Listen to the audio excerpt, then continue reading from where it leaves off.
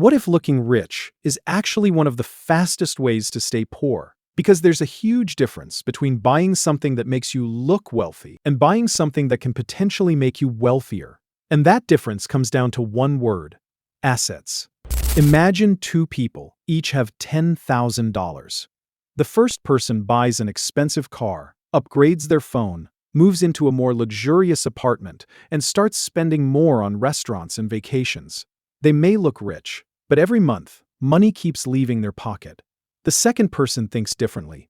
Instead of using all that money on things that lose value or create ongoing expenses, they put some of it into assets that can potentially generate income or appreciate over time. Now, here's the important part. This doesn't mean every asset makes money. And it definitely doesn't mean buying a stock, property, or business automatically makes you wealthy.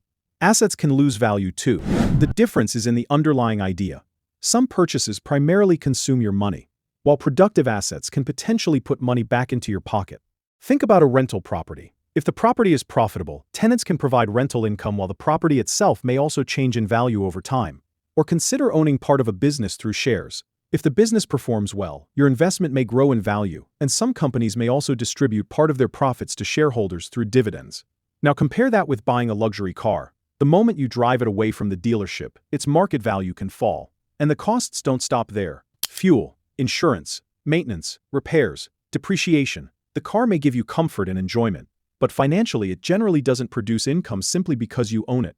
And this is where the mindset difference becomes interesting. Most people ask, how much does this cost? But wealthy investors often ask a different question. What can this money produce? That question completely changes how you look at money. Instead of seeing $1,000 as something you can simply spend, you can start seeing it as capital. Capital that could potentially be used to build something, own something, or invest in something productive. And that's why someone can earn a huge income and still struggle financially, while another person with a smaller income can gradually build substantial wealth. It's not simply about how much money comes in. It's also about what happens to that money after it arrives. The goal isn't to never buy nice things. Enjoy your money. Buy the things that genuinely matter to you. But understand the difference between consuming wealth and building it.